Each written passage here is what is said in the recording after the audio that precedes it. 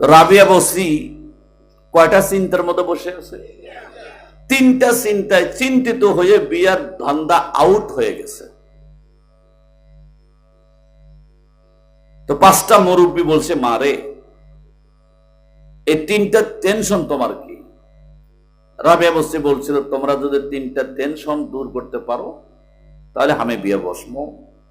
যতদিন পর্যন্ত তিনটা টেনশন আমার দূর হবে না, এতদিন পর্যন্ত বিয়ে বসতে আমি পারবো না। রাবিয়া বসরি বললেন, এক নম্বর চিন্তা তোমার কি? পাঁচজন মুরব্বী বলেন, এক নম্বর চিন্তা তোমার কি? বলে, এক নম্বর চিন্তা হলো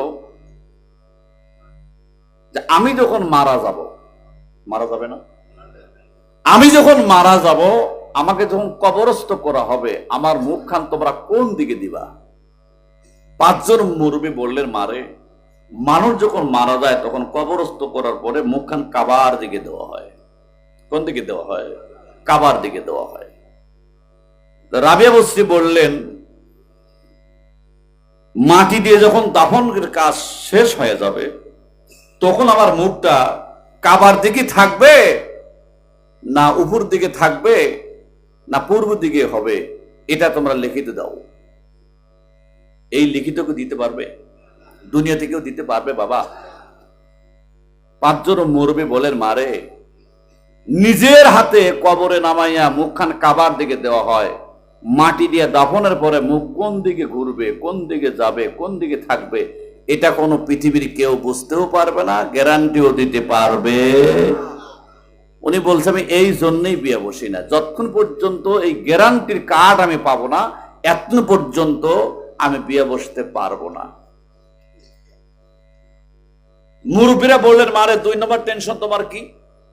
দুই নম্বর টেনশন হলো হাসরের ময়দানে দুইটা কাতার হবে। কয়টা কাতার হবে? কয়টা কাতার হবে? দুইটা কাতার হবে, একটা জাহান্নামের কাতার, একটা জান্নাতের কাতার। আমি রাবিয়া সেদিন জান্নাতের কাতারে থাকবো না জাহান্নামের কাতারে থাকবো? তোমরা লিখিত দাও, গ্যারান্টি দিয়ে দাও, কোন কাতারে থাকবো আমি? মুরব্বীরা বলেন, মারে হাসরের ময়দানে কে জাহান্নামের কাতারে দাঁড়াবে আর কে জান্নাতের কাতারে দাঁড়াবে এটা আল্লাহ ছাড়া কেউ বলতে পারবে? উনি বলছেন, এই চিন্তাই তো বিয়ে বসা ধান্দা আউট হয়ে গেছে। যতদিন পর্যন্ত জান্নাতের কাতারে দাঁড়াবো এই খবর পাবো না, এতদিন পর্যন্ত এই দুনিয়াতে বিয়ে বসতেও আমি পারবো না। জোরে কান সুবহানাল্লাহ। তিন মুরব্বী বলেন, মা গো তিন নম্বর টেনশন তোমার কি? রাবিয়া বসে বলে, মা রে তিন নম্বর টেনশন তোমার জানতে চাই। রাবিয়া বসে বললেন, তিন নম্বর টেনশন হলো হাসরের ময়দানে ডান হাতে আমলনামা পাবো না বাম হাতে আমলনামা পাবো, একটু গ্যারান্টি দিয়ে লিখে দাও। ডান হাতে যদি আমলনামা পাই তাহলে বিয়া বসবো, কোনো অসুবিধা নাই। তিন চারজন মুরব্বী বলে, মা কিয়ামতের ময়দানে কে ডান হাতে আমলনামা পাবে আর কে বাম হাতে আমলনামা পাবে, গ্যারান্টি কারো কাছে নাই। রাবিয়া বলছে, দুই চোখের পানি ছেড়ে বলতেছে, বাবা যতদিন পর্যন্ত তিনটা টেনশন দূর হবে না এতদিন পর্যন্ত দুনিয়াতে বিয়ে বসার ধান্দা আমি করতে পারবো না। আগে আমার আল্লাহর চেনা লাগবে। উনি বলছেন, আগে আমার আল্লাহকে আমাকে চেনা লাগবে। যতদিন পর্যন্ত আল্লাহকে চিনতে পারবো না এতদিন দুনিয়া নিয়ে আনন্দ ফুর্তি করার সুযোগ আমার নাই। এই রাবিয়া বসরি যেদিন ইন্তেকাল করলেন, ইন্তেকাল করার পর যখন দাফন হলো, কবর কাজ সমাধা হলো, বলেন তো মানুষ মৃত্যুর পর যখন কবর যায় মুনকার নাকির কয়জন ফেরেশতা যায়? জোরে বলেন, দুইজন। তো গিয়ে বলছেন, রাবিয়া বসরিকে বলছেন যে তোমার রব কে? রাবিয়া বসরি বলছেন, মান আনতুকা, তোমরা কে? ফেরেশতা বলতেছে, মান তোমার রবকে জানতে চাই। রাবিয়া বসরি বলতেছে, মান আনতুকা, তোমরা কে? পরিচয় দাও। যতক্ষণ পর্যন্ত পরিচয় তোমরা দিবে না এতক্ষণ পর্যন্ত কোনো জবাব আমার হবে না। দুই ফেরেশতা বলতেছে, রাবিয়া আমরা দুনিয়ার কোন মানুষ নয়, আমরা হম আল্লাহর ফেরেশতা। তোমার রবকে জবাব দাও, তোমার রবকে। রাবিয়া বসরি বলতেছে, মান আন্তকা, তোমরা? আমরা আল্লাহর ফেরেশতা। রাবিয়া বসরি বলতেছে, ফেরেশতা? তোমরা যদি আল্লাহর ফেরেশতা হও তাহলে জানতে চাই তোমরা আসলা কোথা থেকে? ফেরেশতা বলতেছে, রাবিয়া বসরি, আমরা আসি আল্লাহর আসমান থেকে। সত্য করে বলো তো কতদিন পর্যন্ত? আমি কবর পর্যন্ত আসতে লাগলো। বলো ৭,০০০ বছর। কয় হাজার বছর? ৭,০০০ বছর পর্যন্ত আসতে, আসমান থেকে তোমার কবর পর্যন্ত। রাবিয়া বসরি দুই চোখের পানিগুলো ছেড়ে বলে, ফেরেশতা একটা কথা জানতে চাই, ৭,০০০ বছর পর্যন্ত যদি আসতে লাগে, এই ৭,০০০ বছরের মধ্যে তোমরা তোমার আল্লাহ তো ভুলে যাও নাই? ফেরেশতা বল, রাবিয়া আমরা কেন বলবো? আসমানে এমনও ফেরেশতা আল্লাহ পাক রেখে দিয়েছে, রুকুর মধ্যে আছে, কিয়ামত পর্যন্ত রুকুর মধ্যে থাকবে, আল্লাহরে ভুলবে না। এমন ফেরেশতারা বানায় রেখেছে, সেজদায় পড়ে আছে, কিয়ামত পর্যন্ত সেজদায় থাকবে, আল্লাহরে ভুলবে না। হযরত ইসরাফিল আলাইহিস সালাতু ওয়াস সালাম বাঁশি নিয়ে দাঁড়িয়ে আছে, আল্লাহর হুকুমের অপেক্ষা দাঁড়িয়ে আছে, কিয়ামত পর্যন্ত থাকবে। এরা যদি আল্লাহরে না বলে, আমরা ৭,০০০ বছর দুনিয়াতে আসতে লাগছে, আমরা কেন আল্লাহরে বলে যাই? রাবিয়া বসরি বলতে, তাই যদি হয়, আমি তো ৭,০০০ বছর পর্যন্ত বাঁচি নাই, অল্প কিছুদিন দুনিয়াতে বাঁচলাম। তোমরা যদি ৭,০০০ বছরে আমার মাওলারে ভুলে না যাও, আমি মাত্র অল্প কিছুদিন দুনিয়াতে বাঁচছি, আমি কি আল্লাহরে ভুলে গেলাম? আল্লাহর কাছে আগে জিজ্ঞাসা করো, আমার মতো বান্দিকে আমার আল্লাহ কবুল করছেনি, এরপর আমার কবরে জবজর আসো, জোরে কোন সুবহানাল্লাহ। ফেরেশতা বল, তোমার রবকে, তোমার দিন কি, তোমার নবীকে? রাবিয়া বসরি বলতেছে, তোমরা আমার আল্লাহর কাছে যাও। আমি যদি বলি রব আমার আল্লাহ, আর আল্লাহ যদি বলে আমি রাবিয়াকে চিনি না, এই সলজর মধ্যে কোনো বরকত থাকবে না। তবে আল্লাহর কাছে আগে বলো, আমার মতো বান্দিকে মহান আল্লাহ স্বীকৃতি দিল কিনা। ফেরেশতার আল্লাহর বান্দি তর্ক করে, এটাকে আমার আল্লাহ দেখে না? কথা কম দেখে না?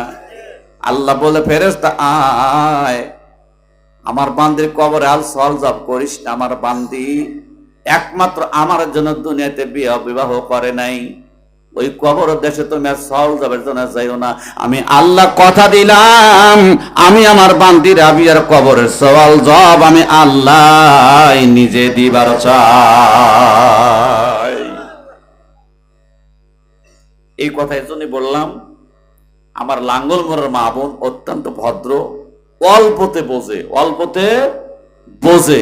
এখন তবে কোনো আওয়াজ না, এতক্ষণ পিছনে আওয়াজ আসিল, খুবই আওয়াজ আসিল, এখন কোনো আওয়াজ না, নীরব হয়ে গেছে। আল্লাহ কবুল করো, জোরকানা আমিন।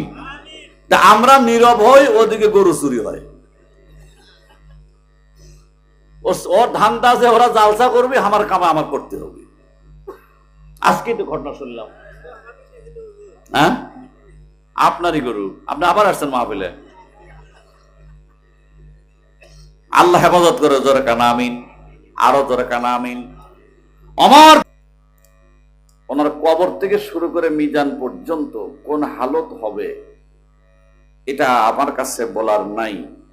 তবে এইটুকু আমি বলতে পারি আপনাদের সামনে, 100% জান্নাতের বাগানে বসা অবস্থায় যদি কারো মৃত্যু হয়, সে বক্তা হোক, সভাপতি হোক, শ্রোতা হোক, মাহফিলের থাকা অবস্থায় যদি কারো মৃত্যু হয়, ইমামে গাজ্জালি কিতাবে লেখছেন, মাহফিলের পরিবেশ নিয়ে থাকা অবস্থায় যদি কারো মৃত্যু হয়, লোকটা বেশাক আল্লাহর জান্নাতি।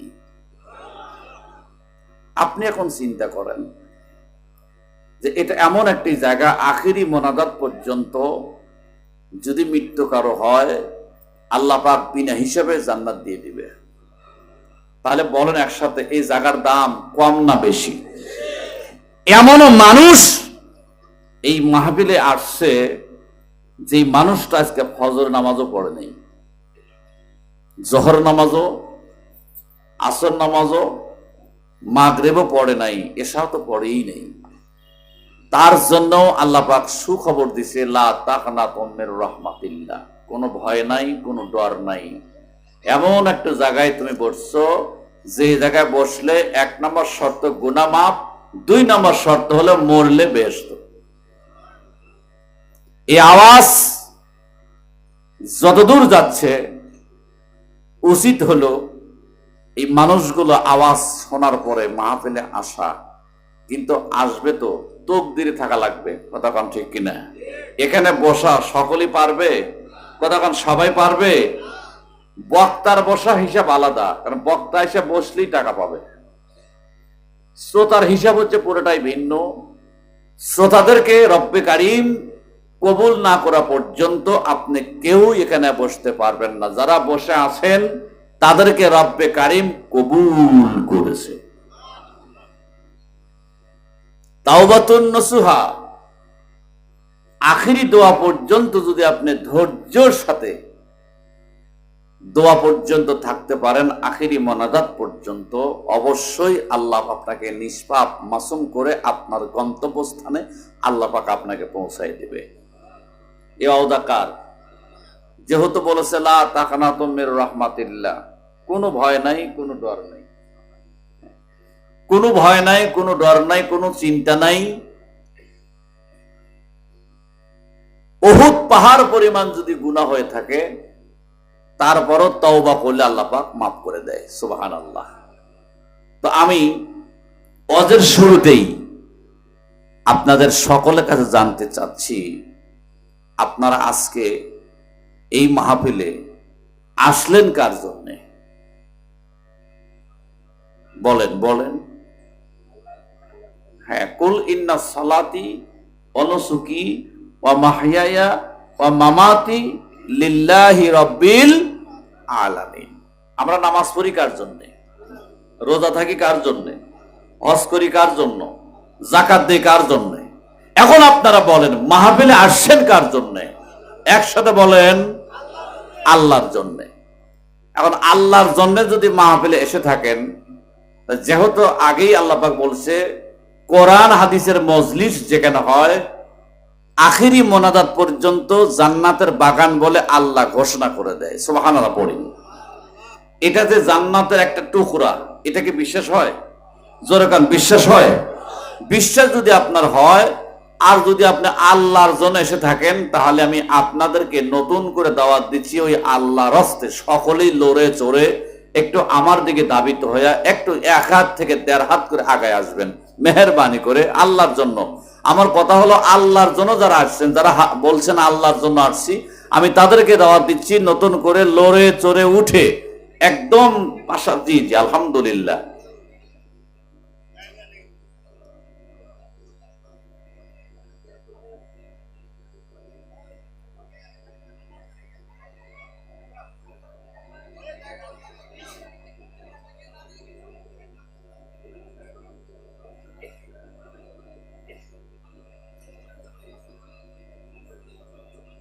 কথা বন্ধ করি বাবা।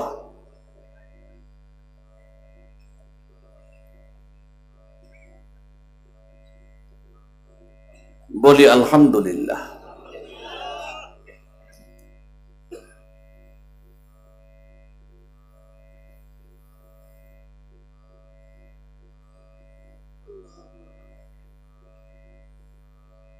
আপনারা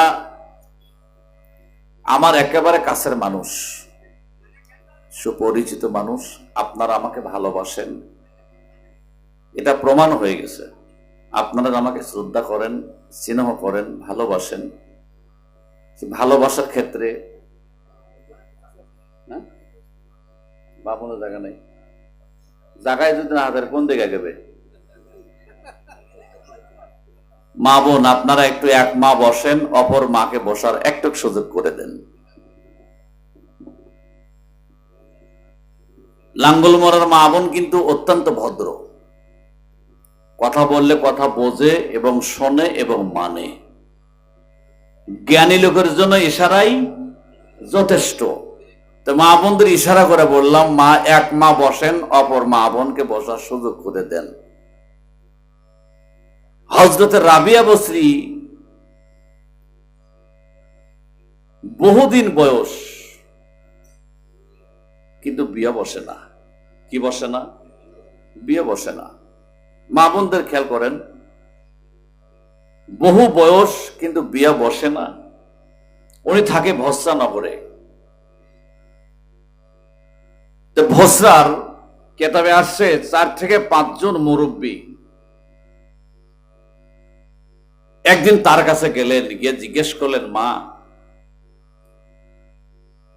আপনার বড় বয়স হয়ে গেছে, আপনি কেন বিয়ে করেন না? তো রাবিয়া বসরি বলছিল, 3টা চিন্তা আমাকে বিয়ে বসার ধান্দা আউট করে দিয়েছে। সুবহানাল্লাহ পাবেন না? 3টা চিন্তা আমাকে বিয়ে বসার ধান্দা আউট করে দিয়েছে। 3টা চিন্তা যতক্ষণ পর্যন্ত আমি মুক্তি হব না,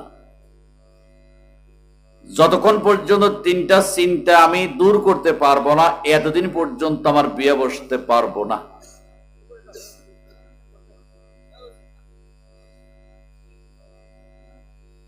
হাদিসে বসবেন দেন। চিন্তা কয়টা?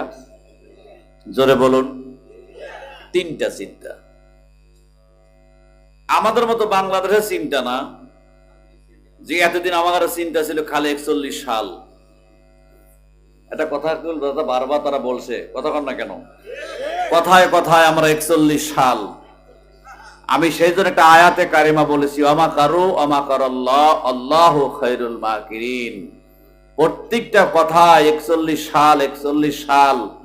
এই 41 সাল কইছে আর আলেমদের ধরে ধরে জেলত দিছে। কথা কন ঠিক কিনা?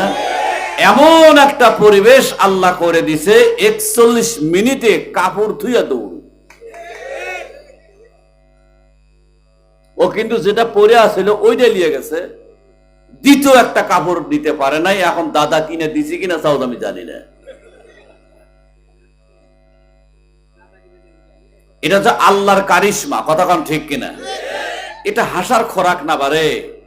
আল্লাহর মার যখন শুরু হয়, আল্লামা দেলার হোসেন সাইদি মাঝে মধ্যে একটা কথা বলতেন, এমন এক সময় আসবে পালানের জন্য ইন্দুরের গর্তও খুঁজে পাবা না।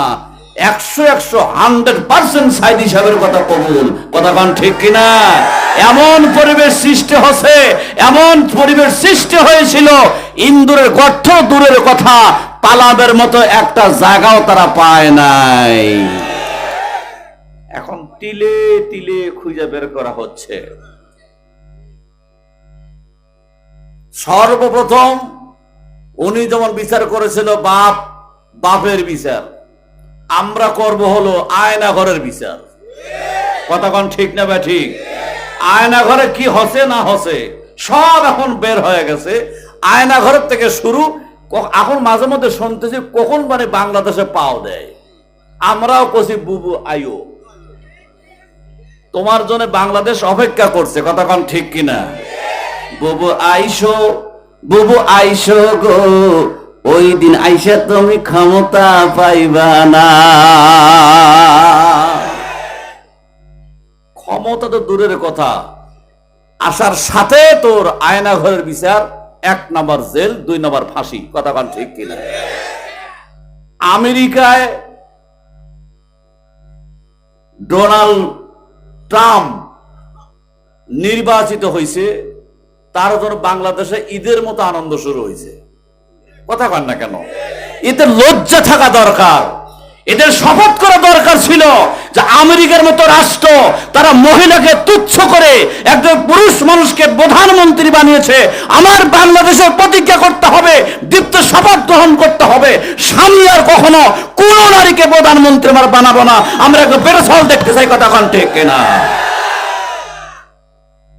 নারী প্রধানমন্ত্রী বানা দেখলাম, শুধু নির্যাতন আলেমদের উপরে। কথা কন ঠিক কিনা? কি জন্যে? এরা আলেমের মর্যাদা বোঝে না। যদি বুঝতো তাহলে এই মানুষটাকে 50,000 বা 50 বছর যিনি তাফসির করলেন, হিন্দু খ্রিস্টান কালমা পড়াইয়া মুসলমান বানালেন, এই মানুষটাকে 13 বছর সাজা দিয়া ইনজেকশনের মাধ্যম দিয়ে ষড়যন্ত্র করে খুন করতো না, কতক্ষণ ঠিক কিনা? আল্লাহ পাক এদের আওতায় আসুক, এদের বিচার হবে। কি হবে না? নাকি ভয় পাচ্ছেন? আমরা 5 অক্টোবর আগেও বলেছি, এখনো বলছি, মৃত্যু পর্যন্ত বলবো, যতদিন আল্লাহ হায়াত দিছে, কতক্ষণ ঠিক কিনা? আল্লাহ পাক তৌফিক দান করুক, জোরে কানা আমিন, আরো জোরে কানা আমিন। হয়ে গেল ঘুড়ি যখন হারায় গেল, ঘুড়ি যখন হারায় গেল, ঘোড়া মাথা নষ্ট হয়ে গেছে। ঘোড়া যখন ফেরাউনকে নিয়ে ওই রাস্তার মাঝখানে গেছে, আল্লাহ বলে ফেরেশতারে আয়, আর কোনো দরকার নাই, ফেরেশতা উদাও, আর দেখা যায় না। যখন ফেরেশতা উদাও হয়ে গেছে, আর দেখা যায় না, ঘোড়ার মাথা ঠিক নাই, খালি চি চি করতেছে আর খুঁজতেছে, ঘুড়ি কানে গেল, ঘুড়ি কানে গেল, ঘুড়ি কোনে গেল। হঠাৎ করে দেখে দুই দিক থেকে পানি এত চাপ, পানির চাপে 12টা বিশ্বর ডুবে গেছে। শেষ পর্যন্ত আমার আল্লাহ ফেরাউনকে ওই জায়গার মধ্যে বিলাই সুবান সুবাইয়া মারছে। একবার চিল্লা কর মারহাবা। ছোট্ট সন্তান নবীজির আপন চাচা আব্দুল্লাহ ইবনে আব্বাস বলতে, রে ফেরাউন, রে ইহুদি, ভালো করে শোনালে, আমার আল্লাহ মুসা কালিমুল্লাহকে পার হওয়ার জন্য যখন ওই নীল নদ শুকাইছিল, নীল নদ যখন শুকাইছিল, সূর্যের আলো নীল নদের তল দেশে একবার লাগছিল। ফেরাউনকে মারার জন্য যখন ডুবাইয়া দিছিল, ওই দিন থেকে কিয়ামত পর্যন্ত ওই নীল নদীর তল দেশে সূর্যের আলো আর লাগবে না। এ বিশ্বাস যদি না হয়, আমার আল্লাহর কোরআন খুলে দেখো, একবার চিল্লে বলা যাবে কি মারহাবা। ইহুদি চিন্তা করতেছে না, ঠিকই কয়, এটা রাইট কথা কয়, হক কথা কয়। আসলে আলেমরা তো হক কথায় কয়, এখানে মাথা যে এমনি গরম হয়েছিল, কথা কন ঠিক কিনা রে ভাই? ইহুদি বলতেছে এটা ঠিকই কয়। নবীর আপন চাচা আব্দুল্লাহ ইবনে আব্বাস বলতেছে, 2 নম্বর তোমার প্রশ্ন কি? বল 2 নম্বর প্রশ্ন হলো, এই পৃথিবীর জমিনে এমন একজন মানুষ মৃত্যুবরণ করলো, মৃত্যুর পর তার কবরস্থ হলো, কবর তাকে 40 দিন পর জিন্দা অবস্থায় ফিরাই দিল। এই কবরকে আর মর্দাকে যদি বলতে পারো, তাহলে আমরা ইসলাম কবুল করব, আর যদি বলতে না পারো, ইসলাম কবুল আমি করব না। ছোট্ট সন্তান 12 বছর বয়স, নবীর আপন চাচা 2 চোখের পানি গলে ছেড়ে বলতেছে, মুসলমান এমন একটা জাত, এরা আল্লাহ ছাড়া মানুষের কাছে মাথা নত করে না। এর এমন একটা জাত, মাথা নত করে না আল্লাহ ছাড়া। তোমার 2 নম্বর প্রশ্নের যদি উত্তর হয় ইসলাম কবুল তুমি করবা, অবশ্যই ইসলাম কবুল করব। ছোট্ট সন্তান নবীর আপন চাচার পাশে ওমর দাঁড়ে থর থর করে কাঁপতেছে। ওমর বলতেছে, আব্দুল্লাহ ইবনে আব্বাস, এত সুন্দর ব্রেন, এত সুন্দর বুদ্ধি, আর এত সুন্দর জবাব তুমি পাইলে কোথায় জানতে চাই? ছোট্ট সন্তান বলতেছে, আপনি জানেন না, আমাদের বর্তমান যিনি রাষ্ট্রপতি, নাম হলো তার ওমর ফারুক, কোরআন দিয়ে দেশ চালায়। সুবহানাল্লাহ বলেন। কি দিয়ে দেশ চালায়? কোরআন দিয়ে দেশ চালায়। ছোট্ট সন্তান বলতে, আপনি জানেন না, আমাদের এমন একজন রাষ্ট্রপতি, আল্লাহওয়ালা, কোরআনওয়ালা, নাম হলো তার ওমর ফারুক, কোরআন দিয়ে দেশ চালায়। যে দেশ কোরআন দিয়ে চলে, ওই দেশের মানুষ আল্লাহওয়ালা। যত কঠিন প্রশ্ন করবে, ওই কঠিন জবাব আমার আল্লাহ আমার শিখাবে। ইহুদি বলতেছে, তো 2 নম্বর প্রশ্ন তোমার কাছে, মানুষ মারা গেল, কবর দেওয়া হলো, এই মানুষটা কবর থেকে জিন্দা অবস্থা ফিরে এলো, এ কবরকে? ছোট্ট সন্তান বলতে, তুমি কি ইউনূস নবীর নাম শুনছাও? সুবহানাল্লাহ বলেন। ছোট্ট সন্তান বলতে, তুমি কি ইউনূস নবীর নাম শুনছো? বল, নাম শুনেছি। বলে, ইউনূস নবী যখন মারা জন্য ধাওয়া দিল, আমার আল্লাহ বলে, ইউনূস রে, আমি আল্লাহ তোমার হেফাজত করব, মাছের পেটে ঢুকাইয়া। ওই মাছের পেটটা আমি আল্লাহ তোমার জন্য কবর বানাইলাম 40 দিনের জন্য। জোরে কোন কয় দিনের জন্য? 40 দিনের জন্য আমি আল্লাহ তোমার মতো পয়গম্বরের জন্য মাছের পেট আমি কবর বানালাম। যখন কবর বানাবো, আমি তোমাকে হেফাজতের জন্য ওই মাছের পেটে ঢুকাবো। ছোট্ট সন্তান নবীর আপন চাচা ইহুদিকে বলতে হতে শুনে লাও, ইউনূস পয়গম্বরকে আমার আল্লাহ মাছের পেটে ঢুকাইয়া 40 দিন রাখছিল। 40 দিন পর মাছটা কিনে রাইসা ওই মাছের পেট থেকে আবার আমার আল্লাহ হেফাজত করিয়া ইউনূস নবীকে কবর থেকে আবার বার করে দিছিল। এই বিশ্বাস যদি না হয় আল্লাহর কোরআন খুলে দেখো। ইহুদি দৌড়ায়া বলতে দৌড়া যায় ওমরের পাও চাপতে ধরছে, তুমি কেমন, তোমার রাষ্ট্রের মানুষ কেমন? ওমর 2 চোখের পানি করে ছেড়ে বলতে, উদি ভাই তোমার কথা আমি রাগ করি নাই, আমি ওমর কোরআনওয়ালা, আমার রাষ্ট্রের জনগণ আল্লাহওয়ালা। আমরা কেওয়ালা, একটু জোরে গান কিওয়ালা, একসাথে গান আমরা কিওয়ালা। কারা কারা আল্লাহওয়ালা হাত তুলে বলুন তো, কারা কারা আল্লাহওয়ালা? লিল্লাহে তাকবীর, লিল্লাহে তাকবীর, হাত নামান। আমরা যদি আল্লাহওয়ালা হই, ছোট্ট একটা পরীক্ষা করা হবে। এই পরীক্ষা দিয়ে কোন ভাই পাশ করে? ফারুক। আল্লাহর কোরআন বুকের মধ্যে নিয়ে খুব খেয়াল করা লাগবে। আল্লাহর কোরআন বুকের মধ্যে নিয়ে যায় নামাজের মশলা কান্দের উপরে নিয়ে দিনের দাওয়াত দেওয়ার জন্য যায়। পিছন থেকে একজন ইহুদি ওমরের নাম ধরে ডাকে, এ ভাই ওমর, ইসলামের বিধান হলো বড়কে সম্মান করা, কথা কন ঠিক কিনা? বড়কে সম্মান করা, ছোটকে স্নেহ করো, আর আলেম ধরে ধরে জেলে দাও। এতদিন যেটা ছিল, কথা কন ঠিক কিনা? আমাকে, আমার মতো মানুষ, যেটা দেশ স্বাধীনের সময় আমার জন্ম আসলে হয় নাই, আমরা 5 ভাইয়ের মধ্যে আমি ছোট। আমাকে যখন রংপুর থেকে পুলিশ ধরলো, আমি তো চিন্তা করলাম জেল তো অবধারিত, এ জল্লাদ সরকার ধরছে, এ তো ছাড়বি না, কথা বল না কেন? ধরছে যখন ছাড়বে না। তা আমি বলছিলাম, স্যার আমাকে আপনার ধরলেন কি জন্য? আমি তো একটা ছোট মানুষ। তো পীরগঞ্জের ওসি সাহেব বলছিল, আপনি ছোট। আমি বিশেষ সূত্রে জানলাম আপনি রাজাকার। এখন আপনি চিন্তা করেন, বুকে হাত দিয়ে, আমার বাড়ির সিরাজগঞ্জ তারাস, উনি হলো রংপুর পীরগঞ্জের ওসি সাহেব ইনচার্জ, উনি নাকি আমাকে তদন্ত করে পাইছে, আমি বিশেষ সূত্রে জানছে আমি রাজাকার। আমি তখন আমার ইমানের সমস্ত শক্তি দিয়ে বলছিলাম, আপনার তদন্ত সঠিক নয়, আল্লাহর কসম দিয়ে বলছি আপনার বাস্তবতা সঠিক নয় স্যার। কারণ হলো, দেশ যখন স্বাধীন হয়েছিল তখন আমার আব্বা আমার মায়ের বিয়েই করে নাই। বরং তো বুকের হাত দিয়া, দেশ স্বাধীন হওয়ার সময় যদি আব্বা বিয়ে না করে থাকে, তাহলে কি আমার মতো মানুষ রাজাকার? কথা কন রাজাকার? এই 16টা বছর, এই 16 বছর এই বিনা কারণে, বিনা দোষে, বিনা তদন্তে আলেমদেরকে চোখের পানি ঝরায়া জেলখানা খাটাইছে। জোরে কোন কথা ঠিক কিনা? আল্লাহ বলছে, রসুল বলছেন, তায়েফের ময়দানে বলছিল, বাবা বিনা কারণে, বিনা দোষে তায়েফের যুবকরা আমাকে পাথর আঘাত করছো। আমি নিজের চোখে তায়েফের ময়দান দেখে আসছি। 11 সালে যে রাস্তায় হুজুরকে মারছিল, ওই রাস্তায় 3 জায়গায় আজ পর্যন্ত রক্ত দিয়ে মাটি লাল হয়ে আছে। ওই ময়দানে, ওই জায়গায় রাসূলুল্লাহ বলেছিল, বিনা কারণে, বিনা দোষে আমাদেরকে ঢেল দিছো। ও তায়েফের যুবকরা, এমন একদিন আসবে এর চেয়ে বড় বড় পাথর খাওয়া লাগবে। কথা কন ঠিক না ঠিক? 16 বছর কষ্ট দিয়েছো, 16 বছর নির্যাতিত করেছো, 16 বছর কষ্ট দিয়েছো। এমন দিন গেছে মাহফিলে কোন অবস্থায়, রানিং কথা বলা অবস্থায় মাইক কেড়ে না হয়েছে টেস্ট থেকে। কথা কন ঠিক কিনা? একজন আলেমকে ব্যর্জিত করা মানে কি আপনি জানেন? নবীকে ব্যর্জিত করা। সমস্ত ব্যর্জিতের হিসাব এই 5 বছরে দিতে হবে। জোরে কোন কথা ঠিক না ব্যাটি? পিছন থেকে বলতে, ভাই অমর রে, অমর। অমর তখন রাষ্ট্রপতি, ওর তো পৃথিবীর খলিফা।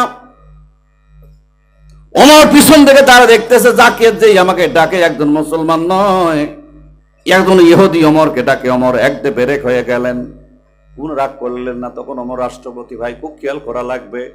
পিছন থেকে ডাকতেছে, নাম ধরে অমর ভাই। অমর পিছন থেকে ডাকার টাকা দেখতেছে, যিনি ডাকতেছে উনি মুসলমান না, উনি একজন ইহুদি। জোরে কেন? উনি কি? উনি একজন ইহুদি। রাগ করলেন না, অমর দাঁড়িয়ে গেলেন ইহুদির সামনে দাঁড়া, বলতো, অমর ভাই আজকে 1 দিন নয়, 2 দিন নয়, 3 দিন হলো মরমর ভিতরে তো আপনারে খুঁজি। ওমর বলতে খোঁজার কারণ আমি জানতে চাই। ইহুদি বলতেছে ওমর রে, আমি এই জন্য আপনাকে খুঁজি, আমি কালমা পড়ে মুসলমান হবার চাই। ওমর খুশি হলেন, বলতে ভাই ইহুদি আয়, কোন অসুবিধা নাই, আয়, ইসলামের দরজা পর্যন্ত খোলা, ইসলাম কবুল করবে, মুসলমান হবে, কোনো অসুবিধা নাই।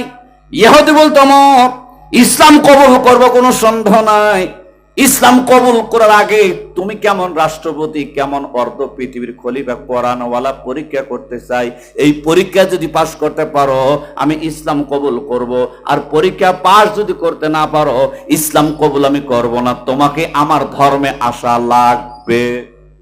নাউজুবিল্লাহ, জোরে বলেন। দুইটা প্রশ্ন করব, কয়টা? খুব ভালো করে বুঝবে, দুইটা প্রশ্ন করব। ওমর, আপনি রাষ্ট্রপতি হয়েছেন, অর্ধ পৃথিবীর খলিফা হয়েছেন, দুইটা প্রশ্ন করব, এই দুইটা প্রশ্ন জবাব আপনাকে দেওয়া লাগবে।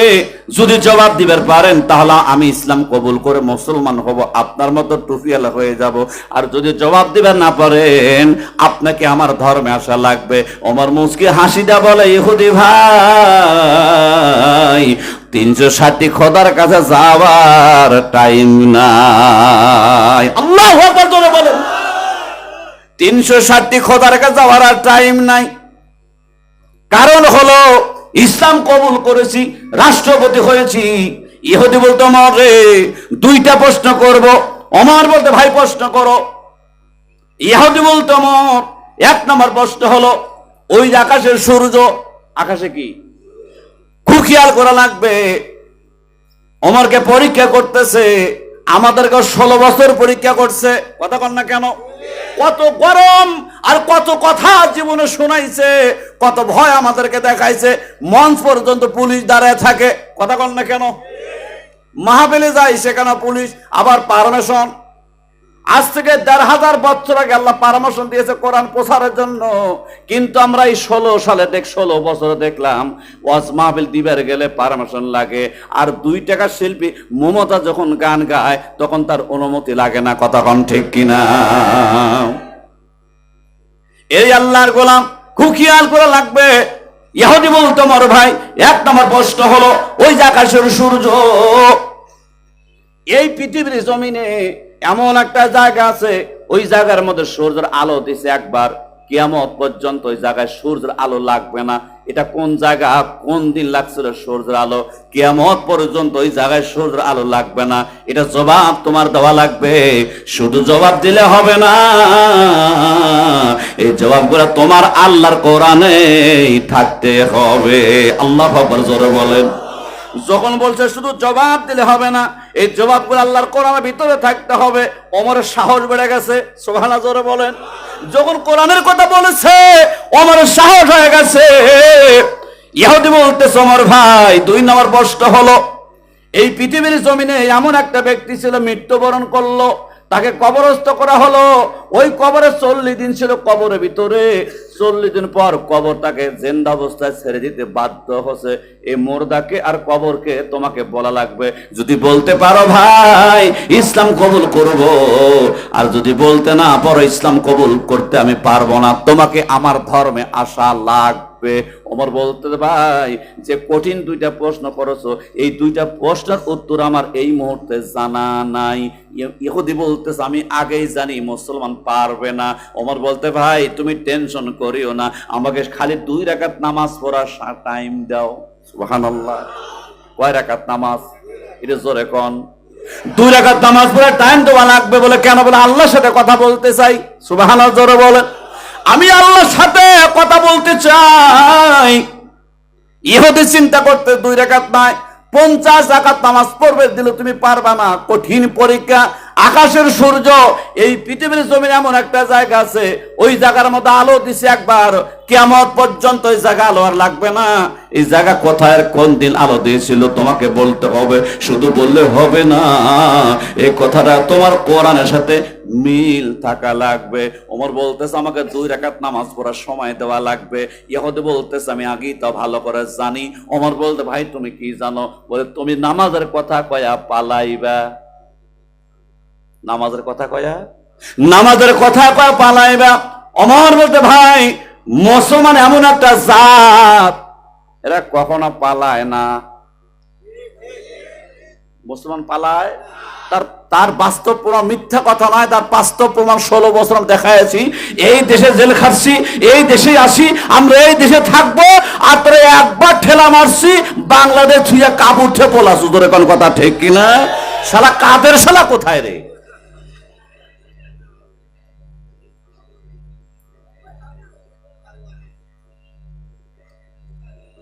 এই আল্লাহর গোলাম অমর বলতে ওদি ভাই মুসলমান এমন একটা জাত, এরা পলানোর বেশাত না। কাদের বলছিল আমরা পলাবো না? কি কয়নি কয়নি কথা কন না কেন আপনারা? আমি কি অবাস্তব করছি ভাই? কাদের বলছিল আমরা পালাবো না, প্রয়োজনে ফখরুল সাহেবের বাসায় উঠবো। আছে কতক্ষণ আছে? যেটাই থাক ধরা দিতেই হবে, ধরা দিতেই হবে। এটা সাইদি সাহেবের বদদোয়া, ধরা দিতেই হবে। এর আল্লাহর গোলাম খুব খেয়াল করা লাগবে। অমর বলতে হদি ভাই মুসলমান পোলামের বেশাত না। কারণ হলো ও জোয়ার বানান আছে, আমি কান্দের গামছা জমানে পড়াবো, 2 রাকাত নামাজ পড়বো, তোমার 2টা প্রশ্নের জবাব আল্লাহর হস্তে দেওয়ার চেষ্টা করব। জোরে কান সুবহানাল্লাহ। ইহুদি বলতে সমর তারাতে নামাজ পড়ে নেন। দেখেন তো মুসলমানের দাম কত বেশি। রাষ্ট্রপতি অর্ধ পৃথিবীর খলিফা, তাও রাগ করেন নাই। আর আমরা হলে তুই প্রশ্নের কি রে কথা কন না কেন? দেখেন তো বাস্তব এই যে 16 বছরের মধ্যে কিছু এলাকায়, আপনার এলাকা খুব ভালো, আমার তার সাথে কথা করছি, কিছু পাতি নেতা হচ্ছিল ভাই। কি নেতা? পাতি নেতা। গত 2 দিন আগে বাস্তব কথা, আমার বাজারত আমি শুনছি নাকি রাতে তাস খেলায়। কি খেলায়? তাস খেলায়। তা আমি মাহফিল থেকে আসতে একটু লেট হয়েছে, রাত পয়ে গেছে বোধহয়। তোরা আবার ওখানে তাস খেলতেছে, আমি জানি না। ওরা মনে করছে পুলিশের গাড়ি। রাতের শেষের ভাগে আসতেছি, পুলিশের গাড়ি।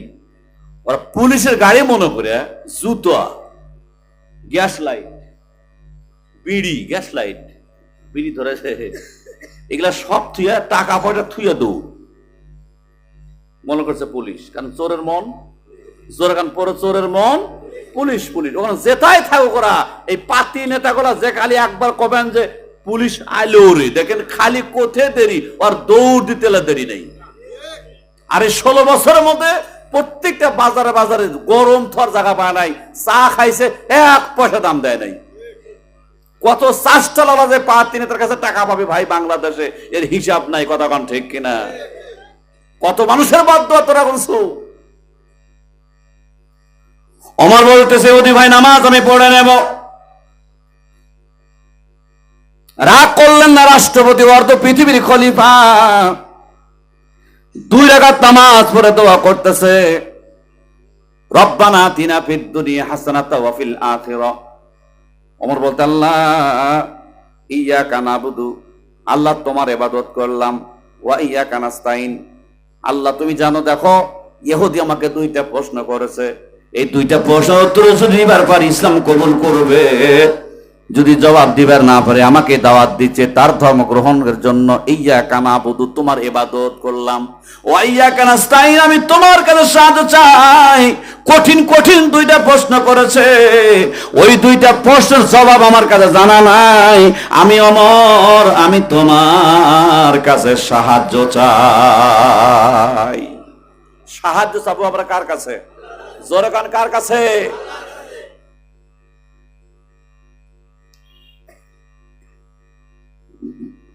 মতিউর রহমান নিজামী যখন জেলে ছিল, তখন রাষ্ট্রপতি বলছিল রাষ্ট্রপতির কাছে ক্ষমা চাওয়া লাগবে, তাহলে ফাঁসির থেকে মাফ করা হবে।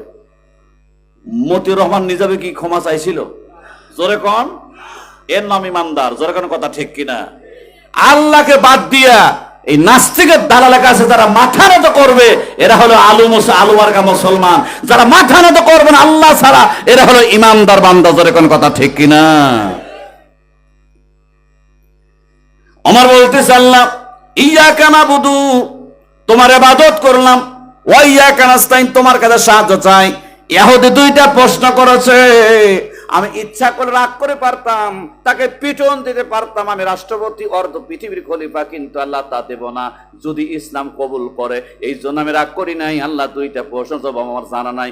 আল্লাহ, আমি অমর, আমি তোমার কাছে শিখবার চাই। আল্লাহ তাআলা বলছেন, ওয়া কানা হাক্কান আলাইনা নাসরুল মুমিনিন।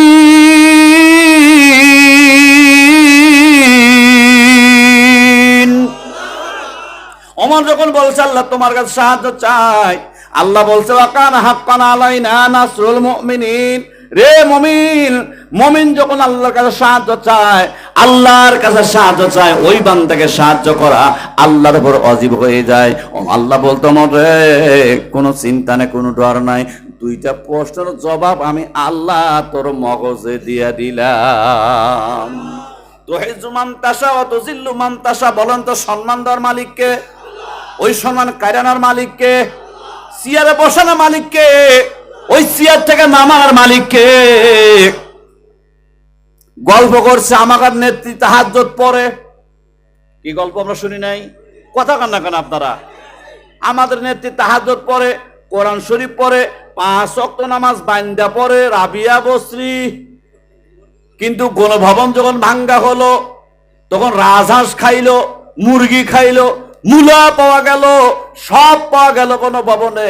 কিন্তু কোন ভবনে আমরা তদন্ত করে দেখলাম ছাত্র জনতারা একটা জায়নামাজও পায় না, একটা কোরআন শরীফও পায় নাই। তার মানে হলো এক ওয়াক্ত নামাজ কোনোদিন পড়ে না। গল্প মারায় প্রত্যেকটা উপজেলা আমরা মডেল মসজিদ দিছি। শয়তান এই মসজিদ কোত্থেকে আসছে আমরা বুঝি না। সমস্ত উপজেলার এই মসজিদ গুলা সৌদি আরবের অনুদান। কথা কন ঠিক কিনা? আমরা সেটাও পেয়েছি। আর কই যে আমি প্রত্যেকটা জেলা, প্রত্যেকটা উপজেলায় মডেল মসজিদ। কিন্তু যে মানুষটা মসজিদ বানা দেয়, এই মানুষটাকে আয়না ঘরে মানুষ শাস্তি দিতে পারে। কথা কন না কেন? যে মানুষ তাহাজ্জুদ পড়ে, সে মানুষ কখনো মানুষকে ইঞ্জেকশন দিয়ে মারতে পারে না। যে মানুষ 5 ওয়াক্ত নামাজ পড়ে, এই মানুষটা কখনো আলেমদেরকে জেলখানা দিতে পারে না। আসলে এক ওয়াক্ত নামাজ পড়ে একবারে নিমো হারাম, নিমো হারাম, নিমো হারাম। দুই হাত উঁচু করে কথা ঠিক না বা ঠিক?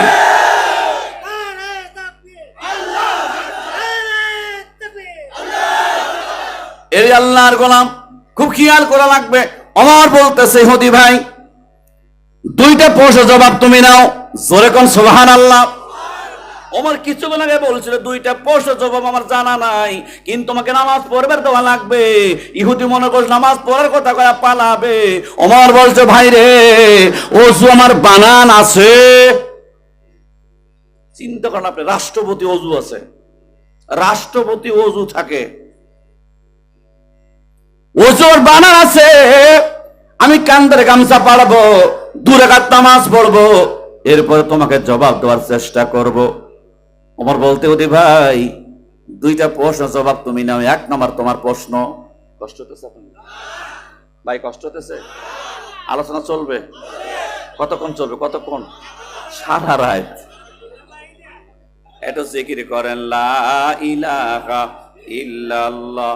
জোরে লা ইলাহা ইল্লাল্লাহ, লা ইলাহা ইল্লাল্লাহ। যার দিলে আসের আল্লাহর ভয়, যার দিলে আসের মাওলার ভয়, যার দিলে আসের আল্লাহর ভয়, যার দিলে আসের মাওলার ভয়। আল্লাহ আল্লাহ সব সময়, যার দিলে আসের মাওলার ভয়। আল্লাহ আল্লাহ সব সময়।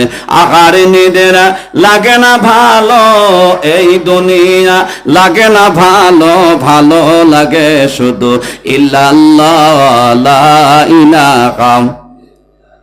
জোরে লা ইলাহা, লা ইলাহা ইল্লাল্লাহ মুহাম্মাদুর রাসূলুল্লাহ। জবান খুলে সকলেই পড়েন সাল্লাল্লাহু আলাইহি ওয়াসাল্লাম।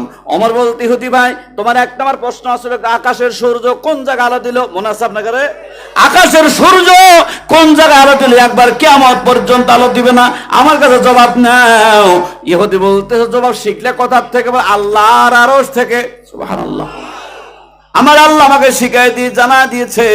যখন ওমর বলছে এক নম্বর প্রশ্নের জবাব নাও, প্রশ্নের জবাব দিবে, হঠাৎ করে দেখা যায় পিছন থেকে 12 বছর একটা শিশু বাচ্চা ওমরকে বলতে জাহাপনা রাষ্ট্রপতি আপনি উত্তর দিয়েন না, আপনি উত্তর দিয়েন না। ওমর বলতে বাসাদন কে উত্তর দিবে? পিছন দিকে টাকা বলতেছে ওমর ওই ইহুদির প্রশ্নের জবাব আমি দিবার চাই। ওমর বলতে তোমার বাড়ি কই? কোথায় বাড়ি, কোথায় ঘর, কি তোমার পরিচয়? ছোট্ট সন্তান বলতেছে রাষ্ট্রপতি আপনি জানেন না? আমাকে ভালো করে দেখেন, আমি নবীর চাচা। সুবহানাল্লাহ জোরে বলেন। আমি বিশ্ব নবীর চাচা আব্দুল ইবনে আব্বাস রাদিয়াল্লাহু তাআলা আনহু। আপনাকে জবাব দিবেন, আমি দিমু না, আমি জবাব দিবার চাই। ইহুদি টাস করে চিন্তার মধ্যে পড়ে গেছে, ওমর তো নিজেই পারবে না, ওমর তো নিজেই পারবে না, এ বাচ্চা কোথা থেকে আলো? ছোট্ট সন্ধ্যার 12 বছর বয়স বলতে রে ইহুদি ওমরের জবাব দেওয়া লাগবে না, এই জবাব আমি দিবার চাই। জানো না ওস্তাদ যদি ভালো হয় ছাত্র ভালো হবে। আমাদের রাষ্ট্রপতি কোরআনওয়ালা, ওই রাষ্ট্রের আমরা ওই আল্লাহওয়ালা। ওমরের দেওয়া লাগবে না, উত্তর আমি দিবার চাই। ইহুদি বলতেছে রে ছোট সন্তান তুমি জবাব দিবে কেমনে? আমি যখন ওমরকে প্রশ্ন করেছিলাম তুমি তখন ছিলে কোথায়? ছোট্ট সন্তান বলতেছে তুমি যখন ওমরকে প্রশ্ন করেছিলা আমি ওমরের পিছনেই ছিলাম। হয় নাই? সুবহানাল্লাহ। এক একবার সুবহানাল্লাহর বিনিময়ে আপনার আমলনামায় ৪৫০০ নেকি আল্লাহ দান করবে। রে ইহুদি তুমি যখন ওমরকে প্রশ্ন করেছিলে আমি তখন ওমরের পিছনে ছিলাম।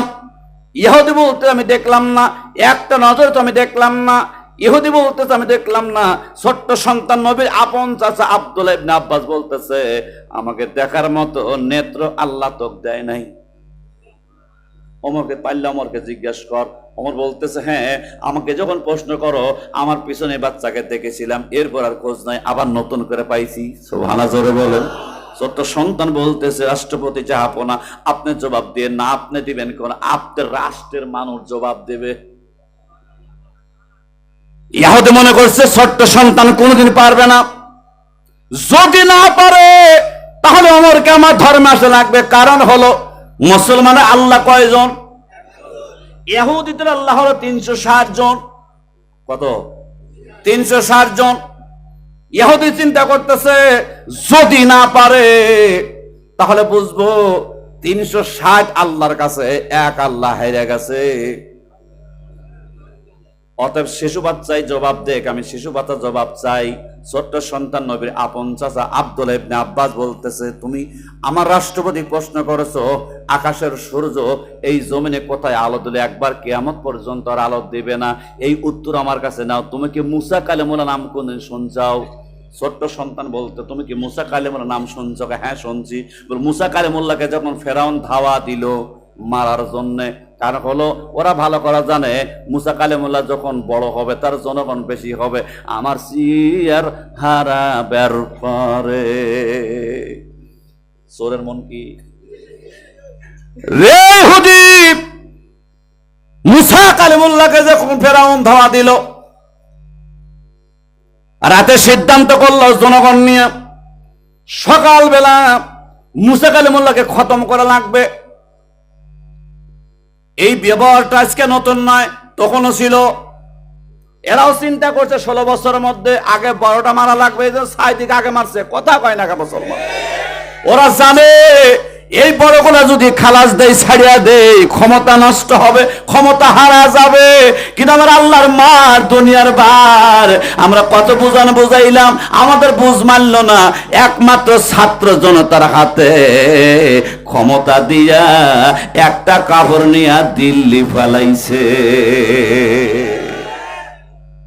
পলিয়া যাওয়া আর চলিয়া যাওয়া এই দুই শব্দ কি এক? পলিয়া যায় কি? জোরে কন, আরো জোরে। আর চলে যায় ভদ্র মানুষ, কথা এখন ঠিক কিনা? উনি যখন চলে গেছে তার বোঝা গেছে 16 বছর যে ভোট চুরি করছে, এই চুরির দায়ে সে পলাইছে। কারণ দিনের ভোট রাতে নিছে, কথা কন না কেন? আমার দেখা একজন দাদা এখনো বেঁচে আছে, কিন্তু দাদি নাই। তো নির্বাচনের দিন আইসা গেটত বসে আছে, ভোট দিবি। দেখ পুলিশ জিজ্ঞেস করছে, চাচা ইটি বসে আছেন কেবারে? ভোট দেবো। চাচা ভোট হয়েছে, যান। কি হয়েছে? ভোট হয়েছে, যান। বসে আছেন কে? যান। তো কে আমার ভোট কিটা দিল এবারে? খালি আপনারা এখন 500 করে মারছিল। তো চাচা করছে বারে, তাই যদি হয় তাহলে ভোট তো আর একটা আছে। তো কোন টাকা? তোমার চাষির ভোট।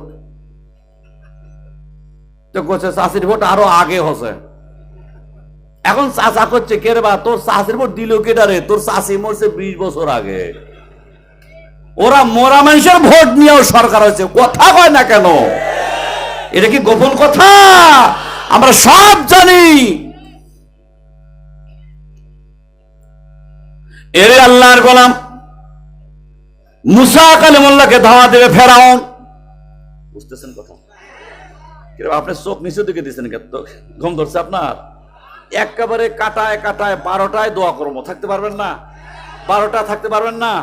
তাহলে একটা জোরের সাথে তকবির দেন, তকবির আওয়াজ যাবে যতদূর, শয়তান থাকবে না, আমাদের ওয়াজও ভালো হবে, শোনার টেস্ট হবে। দিবেন? দিতে পারবেন তকবির? দিতে পারবেন তো? সব আমার পরিচিত মুখ, আপনার আমার ভালোবাসার মানুষ। একটু দয়া করে দল বল নির্বিশেষে আল্লাহ রাস্তাকে তকবির দেন। লিল্লাহে তাকবীর, লিল্লাহে তাকবীর। আমরা বক্তা মানুষ, কোন মাহফিলের কোন সাইডে জোরে হলো, কোন সাইডে আস্তে হলো, আর কোন সাইডে দিলই না, এটা আমরা খুব ভালো বুঝি। আপনি জানেন না, যদি আপনি জানতেন আর বুঝতেন তকবীর জীবনের দুনিয়াতে প্রথম কে দিয়েছিল, তাহলে এটা জানতে পারলে কলজিয়া ছিঁড়ে আপনি তকবীর দিতেন। ভাই, আপনি জানেন না তকবীরে কত পাওয়ার, আপনি জানেন না তকবীরে কত ধারণ ক্ষমতা, আপনি জানেন না তকবীরে কত ক্ষমতা। আজ থেকে দীর্ঘদিন আগে ওই ঢাকার ময়দানে এক কলঙ্কার নারী, নাম যার বেশ্যা তসলিমা নাসরিন, রাস্তায় দাঁড়িয়ে ইসলামের বিরুদ্ধে কথা বলেছিল, রাস্তায় দাঁড়িয়ে রাসূলুল্লাহকে ব্যঙ্গ করে কথা বলেছিল, রাস্তায় দাঁড়িয়ে আল্লাহর ভুল ধরে কথা বলেছিল, রাস্তায় দাঁড়িয়ে কোরআনের ভুল ধরেছিল।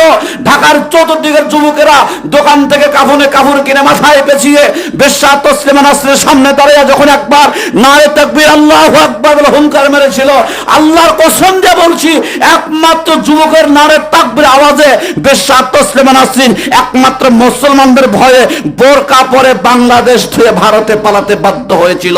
2 হাত উঁচু করে বলুন, কথা ঠিক না ঠিক?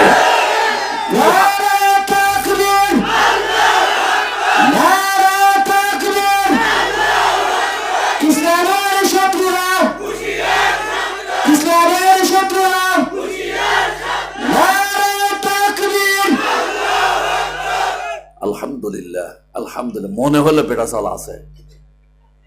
আল্লাহ পাক কবুল করুন, জোরে কানা আমিন। আরো জোরে বলেন আমিন।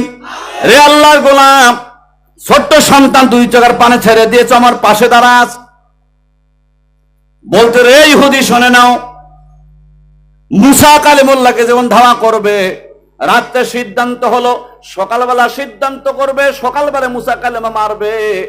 আপনারা বলেন তো, ফেরাউন মুসা কালিমাকে মারবে, এটাকে আমার আল্লাহ জানে না? জোরে কান জানে না? রাতের মধ্যেই সকালবেলা ফেরাউন এক মারবে, হত্যা করবে। আল্লাহ রাতের মধ্যে মুসা কালিমুল্লাহ খবর দিয়েছে, মুসা কালিমুল্লাহ রে, আমি আল্লাহ তোমাকে বাঁচাবো। আর আস্তে কান সুবহানাল্লাহ। বাঁচানোর মালিককে, মারার মালিককে। আল্লাহ বলে, রে মুসা, ফেরাউন তোমাকে হত্যা করবে সকালবেলা, কিন্তু আমি আল্লাহ থাকতে তোমাকে হত্যা হতে দেব না, আমি আল্লাহ তোমারে বাঁচাবো। মুসা কালিমুল্লাহ বলে, আল্লাহ তাহলে আমার উপায় কি? বলে, তোমার জনগণ যা আছে সব নিয়ে ফিলিস্তিনের দিকে চলিয়ে যাও, আমি তোমাকে হেফাজত ওই জায়গা করব। হেফাজতের মালিককে? রাতের বেলা মুসা কালিমুল্লাহ জনগণ নিয়ে ফিলিস্তিন দিকে চলে গেল। বহুদূর যাওয়ার পর সামনে নীল নদী। এই কথাগুলো বলতেছে নবীর আপন চাচা। বয়স জানে কত বাবা? একমাত্র 12 বছর বয়স। বলতে ইহুদি শুনে নাও, মুসা কালিমুল্লাহ যখন রাতের বেলায় সব জনগণ নিয়ে চলে গেল, বহুদূর যাবার পর, বলতে ইহুদি ভালো করে শুনে নাও, মুসা কালিমুল্লাহ যখন বহুদূর চলে গেল, যাবার পর দেখে সামনে নীল নদ। কি নদ? নীল নদ। মুসা কালেমরা বলছিল, আল্লাহ এ তোমার কোন কেরামতি বলে আমারে বাঁচাইবা? আল্লাহ বলে, মুসার আমি কথা দিলাম আমি আল্লাহ তোরে বাঁচাবো। মুসা বলতে, আল্লাহ কেমনে বাঁচাবা? সামনে হলে নদী, নৌকাও নাই, মাঝিও নাই, পিছনে ফেরাউন, ডানে কোনো জায়গা নাই, বামে কোনো রাস্তা নাই, সামনে একটা রাস্তা ছিল সেটাও শেষ হয়ে গেল নদী। এই নদী পার হতে কেমন আমার তো বুঝে আসে না। এই নদী পার হওয়ার আগে যদি ফেরাউন এসে ধাওয়া করে আমরা তো বাঁচবো না। আল্লাহ বলে, মুসা রে, ওয়ামাকারু ওয়ামাকারাল্লাহ ওয়াল্লাহু খায়রুল মাকিরিন।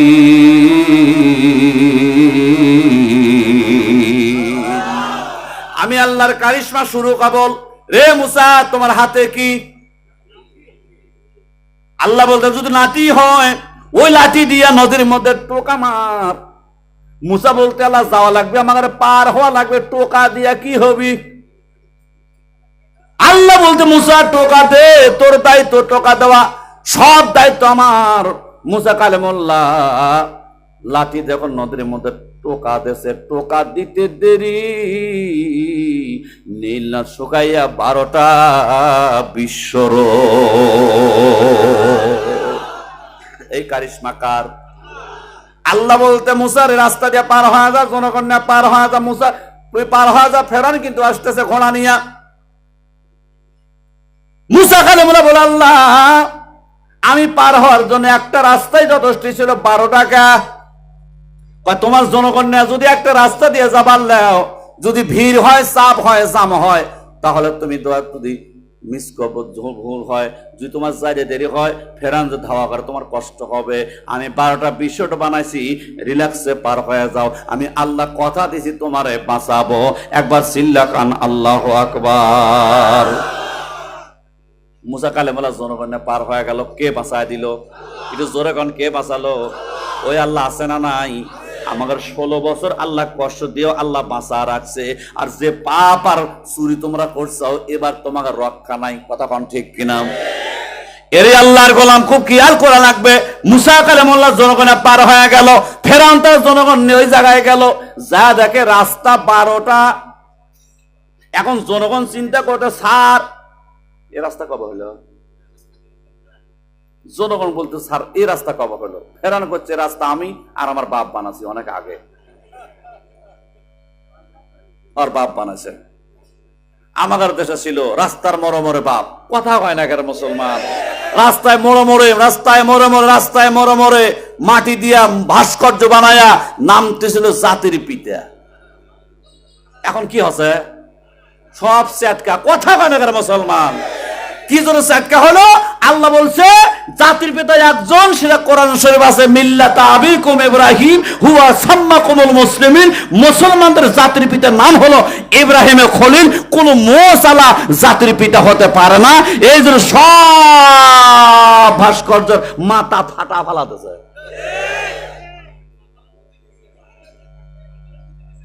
আর সুর তুলছিল জাতির পিতা।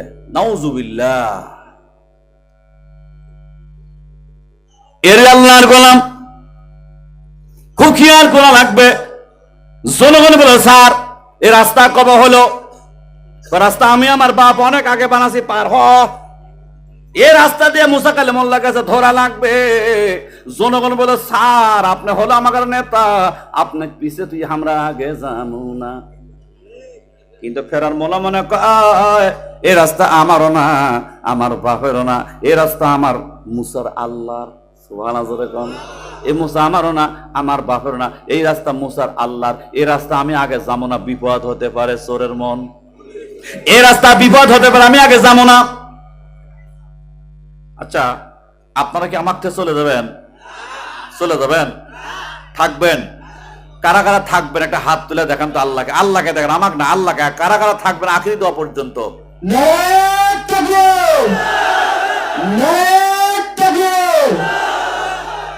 যাবে না ইনশাল্লাহ, আছি। যার কাছে যা আছে সব নিয়ে নেবো ইনশাল্লাহ। সারা থাকবেন, দেখেন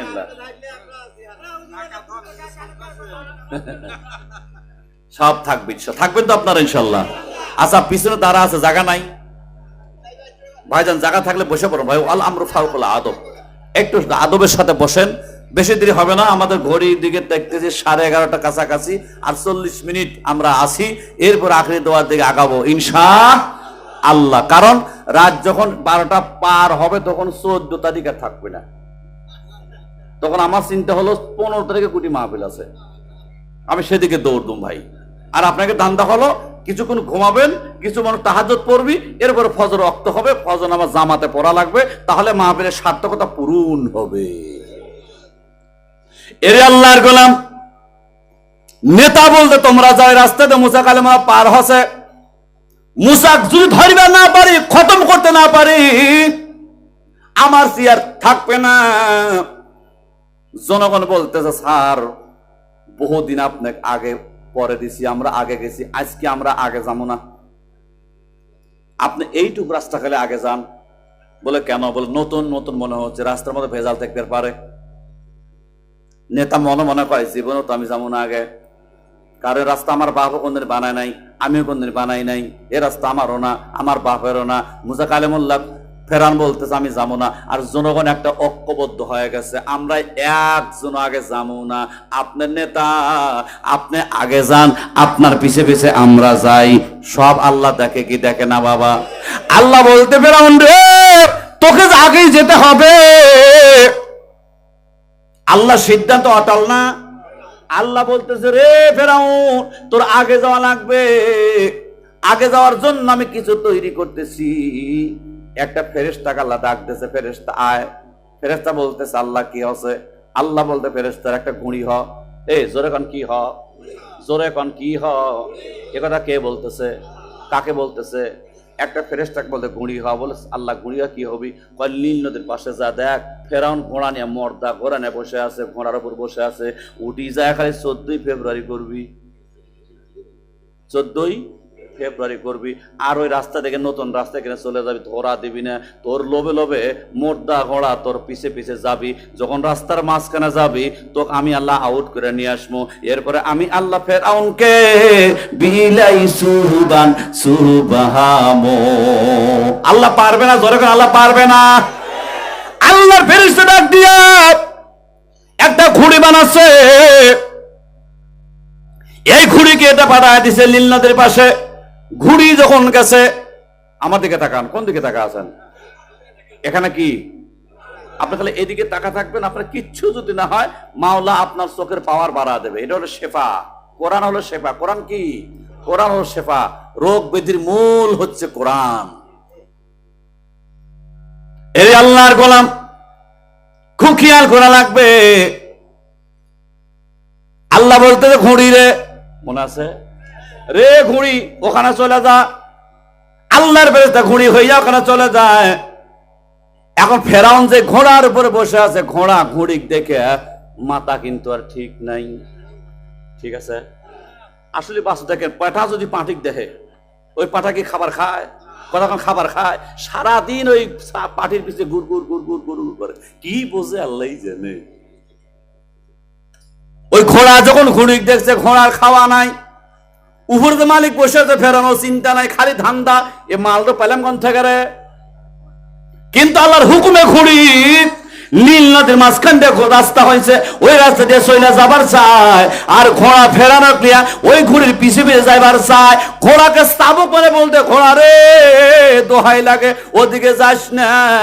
ঘোড়া মনে মনে কয় বহুদিন তোর হুকুম মানছি, আজকে তোর মতো নেতার হুকুম আমি মানবো না।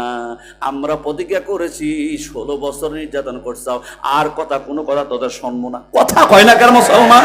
কোনো কথা নাই। এক কথা হলো 16 বছরে বিচার হবে। কি হবে? এর দরকার কি হবে? আমেরিকার মানুষ যদি মর্দা মানুষ নির্বাচিত করতে পারে, আমাদের প্রতিজ্ঞা করা লাগবে। যেমন একবার আসলে ফখরুদ্দিন, কথা কয় না কা, ওইরকম একটা পেটাসল বাংলাদেশে দরকার। মিয়া সওয়াল দিয়া দেশ চলবে। যুবক যুবতী নিয়ে হুন্ডা নিয়ে যাচ্ছে, যুবক যুবতী নিয়ে হুন্ডা নিয়ে চলে যাচ্ছে। রাস্তার মজা বলতেছে যুবতী রে, আমি যখন হুন্ডা জোরে চালাই বুকে খালি বাতাস লাগে। এখন যুবতী করছে আমার বুদ্ধি যদি শোনো তোমার জীবনও বাতাস লাগবে না, 100 টানবা বাতাস লাগবে না। এখন গেদা করছে যুবতী, কেরে মুখী কি বুদ্ধি? বলে বুদ্ধি যদি আমার শোনো তাহলে কোট খোলো। কি খোলো? কোট খোলো। বলে কে? বলে কোট খুলে উল্টে করে গায়ে দাও, বুতুম পিছনে দাও আর পিছনে সামনে দাও, কোনো ফাঁক থাকবি না, বাতাসার বকত লাগবে না, হুন্ডায় 100 টান। এই বুদ্ধি কে দিছে?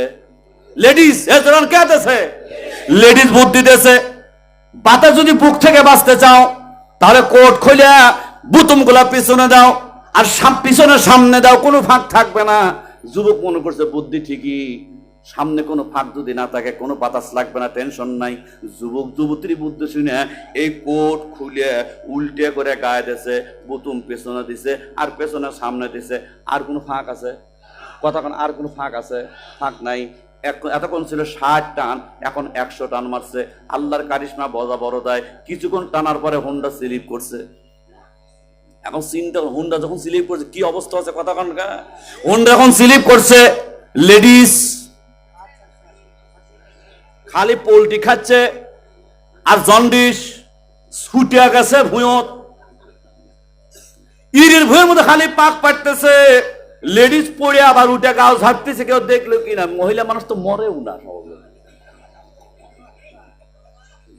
চতুর্দিক থেকে লোকজন অ্যাক্সিডেন্ট করছে দেখে দৌড়াচ্ছে, লোকটা মরে গেল।